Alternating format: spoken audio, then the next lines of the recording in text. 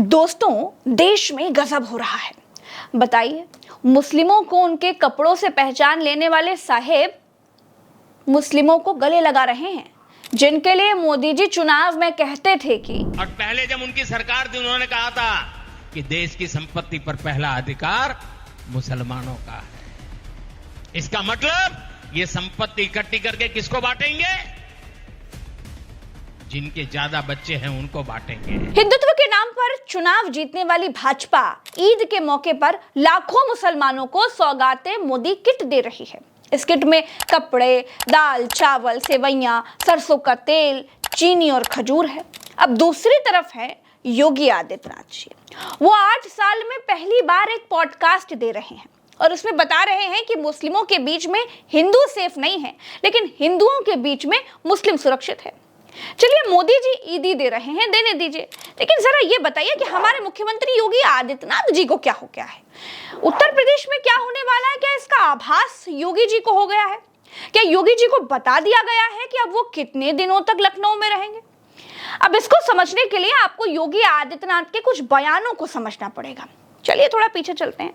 बयान नंबर 1, मैं गोरखपुर जाना पसंद करूंगा।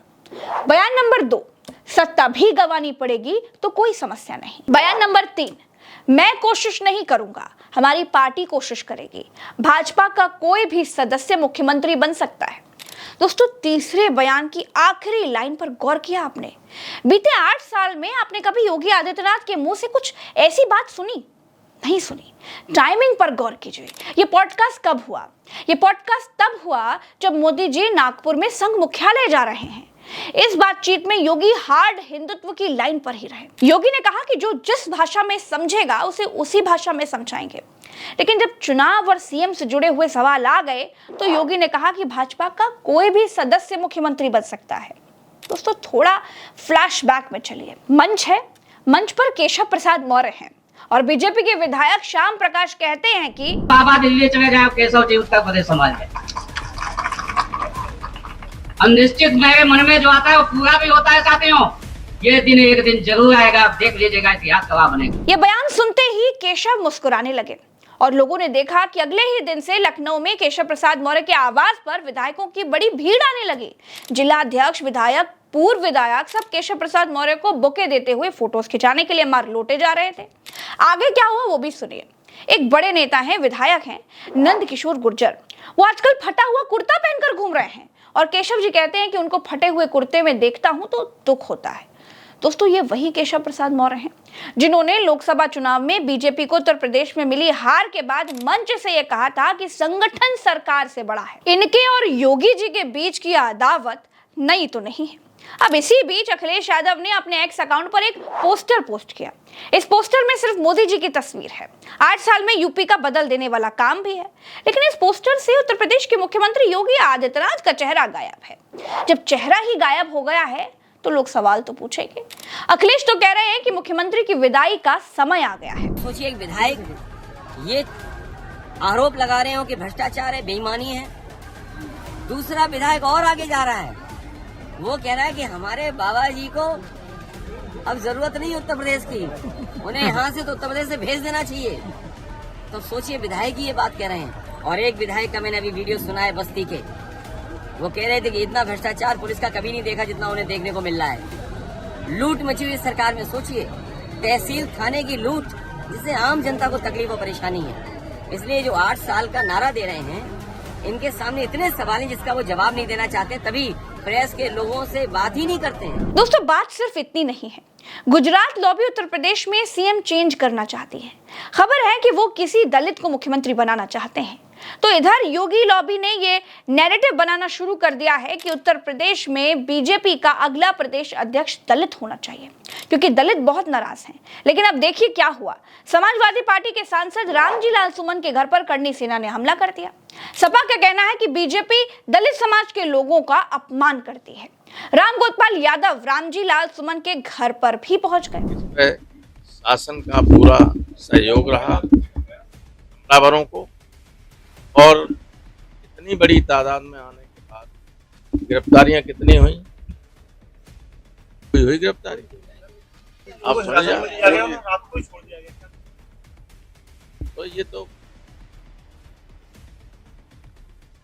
किसी को ये हक तो है नहीं कि आप जबरदस्ती हमला करते हैं। दोस्तों, खबरें ये हैं कि रामजीलाल सुमन के घर पर हुए हमले से दलितों में काफी गुस्सा है। करनी सेना में ज्यादातर ठाकुर ही होते हैं। प्रदेश में ठाकुर सीएम योगी आदित्यनाथ हैं और दलित सांसद के घर पर ऐसा हमला हुआ। अखिलेश यादव ने एक वीडियो एक्स पर पोस्ट किया है। उसमें दावा है कि हमला करने वाले 2 युवक पुलिस को शुक्रिया कह रहे हैं। प्रशासन का धन्यवाद, प्रशासन ने प्रोटेस्ट किया, ना हमने प्रशासन से कुछ कहा, ना उन्होंने हमें कुछ कहा।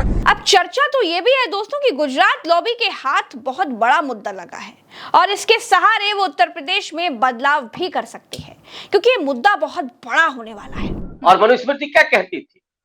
दलितों को, शूद्रों को, महिलाओं को न तो पढ़ने का अधिकार था, न संपत्ति रखने का अधिकार था, न शस्त्र रखने का अधिकार था। वो अगर बोल दें तो जबान उनकी काट लीजिए। क्या बोलते होंगे ऐसा वो? यही कि साहब राणा संगा ने बुलाया था, ये इतिहास में लिखा है।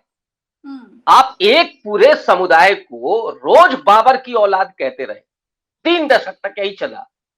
अब आप औरंगजेब पर आ गए। औरंगजेब से आप एसोसिएट कर रहे हैं मुसलमानों को। औरंगजेब एक शासक है।